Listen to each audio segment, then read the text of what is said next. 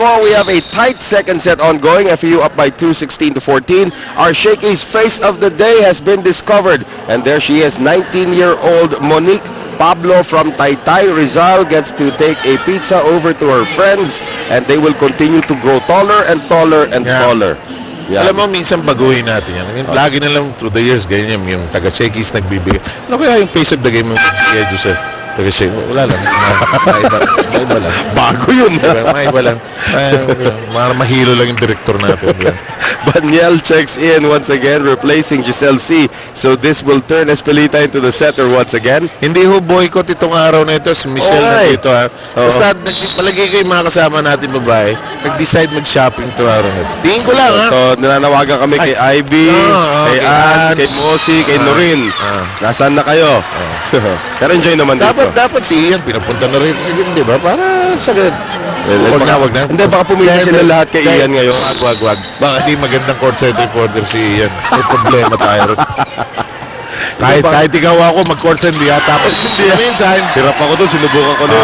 Nice block by San Orsea as FEU starts to pull away. Up by 4 right now. Time out for Roger Banzuela. All of a sudden, naflatan itong Lady Stingers.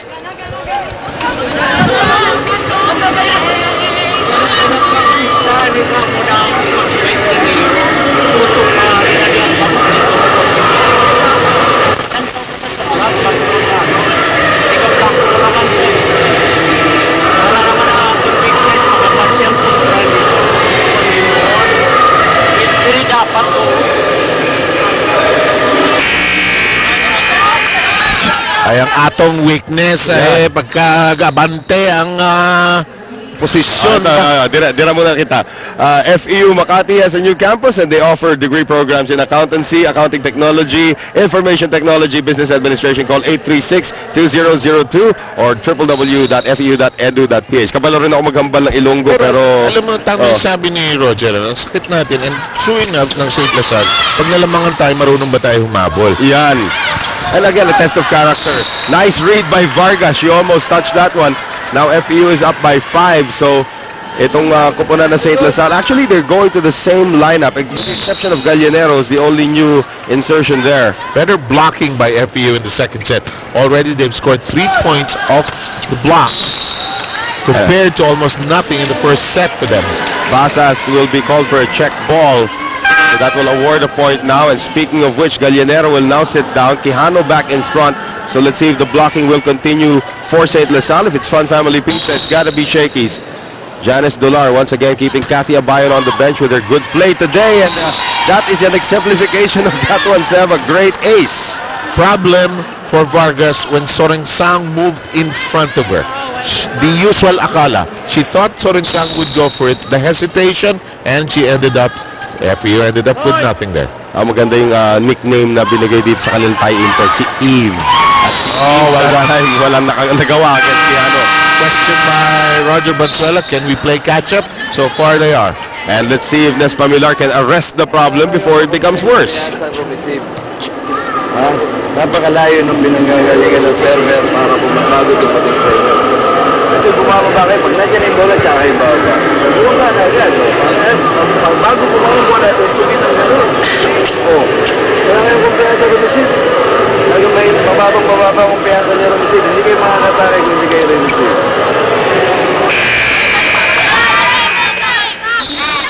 Ang katanungan doon, naintindihan pa ni Ibsen Orsayang yung pinag-usapan ko yung balang araw.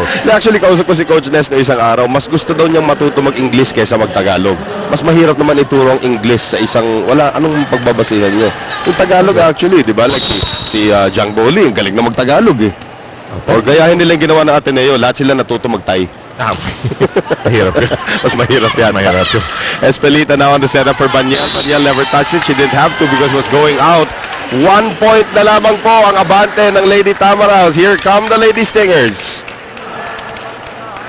Good point. Piece of coaching by Nes Pamilar. We have no confidence in receiving the ball, and that's where it all starts. Sounds like a broken CD, right? But that's the way this game is played. Banyel has to give up a free ball. Great serve there from Janice Dolar. Here's Mendez on the quick. Nice dig there from Vargas. Kimberly Mendez keeping it alive. Here's Denila. Agno is there. Espelita going to Maritoni Basas, who will go wide.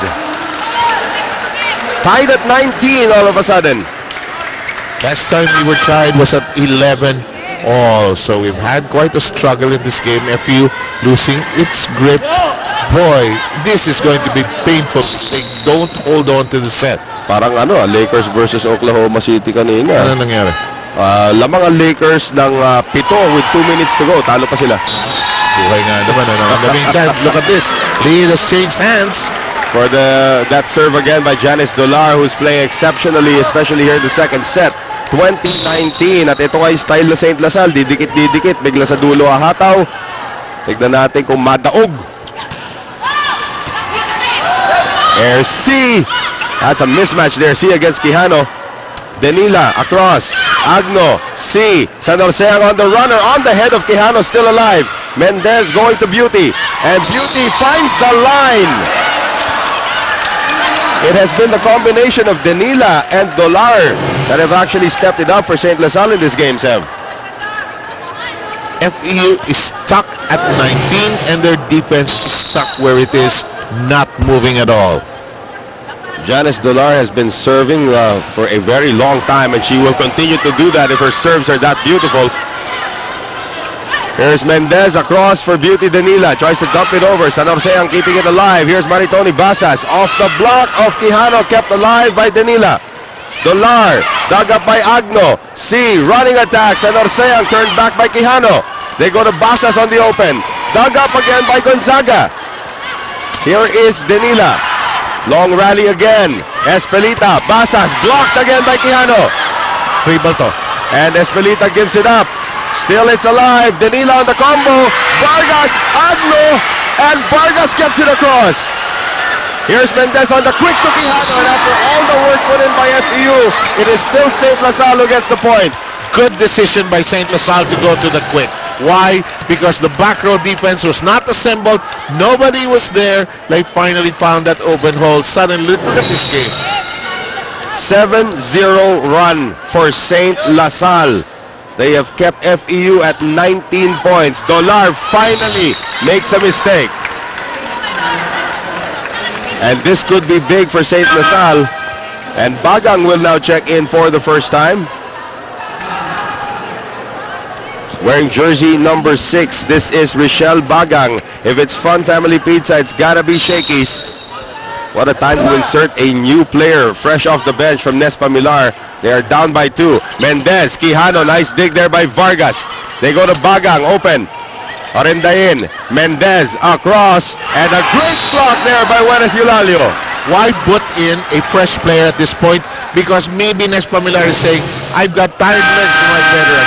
Maybe a player that I rarely use will have some enthusiasm, which I need at this point. And let's listen in now on Roger Banzuela's timeout.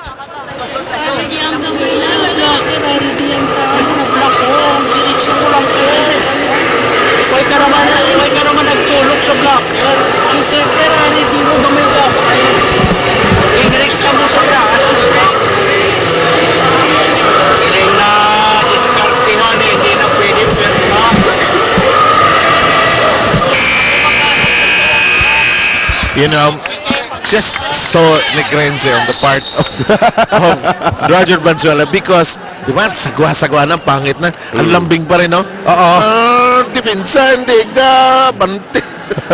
And you, just nature of negrenses, and they speak in a delightful, sing-song, melodic manner. And you should know, of course, you are indigenous to the province as well.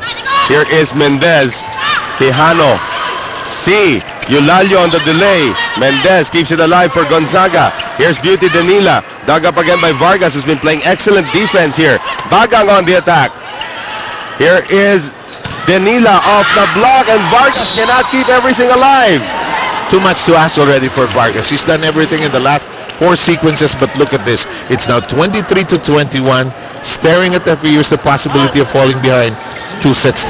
Let's see if they can get it done. The Lady Stingers on the serve here. Beauty Denila, that unorthodox ninja-type serve. It's been so effective also today. Yeah! Overcooked reception. C keeps it alive. Eulalio. Oh, what a good decision there by Juarez Eulalio. Actually mishit that. Yep. and Quijano was thrown off. Because the rest of the St. LaSalle defense was expecting a cross-court shot. It was a miss-hit.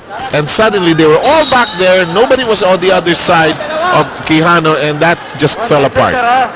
So they're only down by 1, trying to tie on the serve from Bagang. Here's Mendez. That is overset. Pati Orendain, but Giselle C. touched it last. So now 2 set points for the Lady Stingers. Boy, what kind of team will FEU be going into the third set if they do not hang on? There's time to listen in, Noel. Yep, here's Nespa Millar. Overball na. Sir, dalawa lang spike. Isang maganda yung result dun sa Africa. Dalawa yung spike mo, ha? Coach, pagkalangan ng target natin is 1-1. Bago magsasabi na pa, huwag na natin na yan. Ha? That's an excellent piece of coaching, if not parenting, on the part of Nespa Millar. Why? So because he could easily berate his players. He could say, kasi. But Nes decided, dalawa lang yan. Think positive, look forward, as the young people would say nowadays. Let's move on. And they would say, and he wanted to say, let's get 1 point and let's see what happens. And even, you're absolutely right, and even as parents, you do have to mix up the discipline with your children, and that's exactly what Nespa Millar did. Now let's see how they respond to it on the serve by Kimberly Mendez. San Orseang gets to it. Here's Giselle C. Vargas back in front. Vargas keeping it alive. She goes for another one against C, and the block by Quijano ends it again. Gonzaga and Quijano have stolen the second set for St. LaSalle, 25-22. FEU was up big at 1 point, but they were pinned into 19 points, 7 straight from St. LaSalle, and they steal it. Let's take a look at our shaky shake and play right here. And again, Rosemary Vargas cannot get to everything. And we move on to the third set. Stingers up by 2.